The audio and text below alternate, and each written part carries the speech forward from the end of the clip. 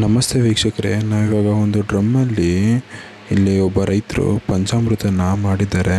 ಅದು ಒಂದು ಸತ್ತಿರೋ ಕುರಿಯಿಂದ ಪಂಚಾಮೃತ ಮಾಡಿದ್ದಾರೆ. ನೋಡಿ ಹೆಂಗೆ ಮಾಡಿದ್ದಾರೆ ಅಂತ. ಇಡೀ ಒಂದು ಕುರಿ ಫುಲ್ ಒಂದು ಕುರಿ.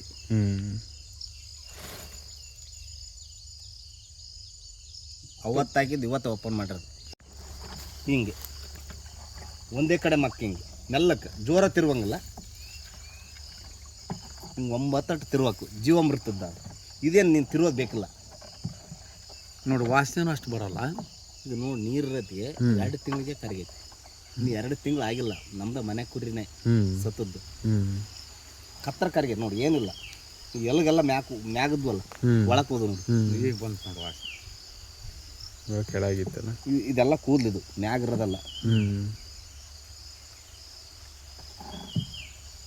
ಇದು ರಾಗಿ ಐತಲ್ಲ, ಅದ್ರ ಹೊಟ್ಟೆಗಿರೋದು. ಅದು ರಾಗಿ ಅವತ್ತು ತಿಂದುತ್ತಲ್ಲ, ಮೇದುತ್ತಲ್ಲ, ಸಾಯದ್ಕಿನ ಮುಂಚೆ ಅದು ರಾಗಿ. ಅದು ಕೈಗೆ ಬ್ಲೌಸ್ ಹಾಕ್ಯಂದು ಮಾಡ್ಬೇಕಾ? ಹೆಂಗೆ ಬ್ಲೌಸ್ ಹಾಕ್ಯಂದು ಮಾಡ್ಬೋದು ನೀವು. ಮತ್ತೆ ಮುಟ್ಟಾರಲ್ಲ, ಕೂಲರ್ ಕೊಟ್ಟಾದ್ರೆ ನಡೀತೈತಿ. ಎಂದ ಒಂದಿನ ಮುಟ್ಟಾರ ಬ್ಲೌಸ್ ಕೇಳಬೇಕು. ನಾವಂದ್ರ ಅಲ್ಲ ಗ್ವಾತ ಸಗಣಿ ಎಲ್ಲ ಮುಟ್ಟಿರಲ್ಲ, ನಮಗೆ ನಡೀತೈತಿ.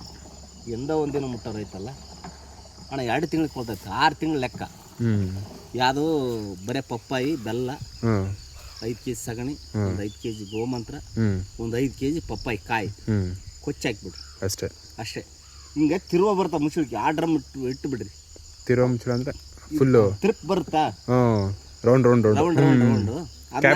ನಾಯಿ ಬಿಚ್ಚಕ್ಕಾಗಲ್ಲ.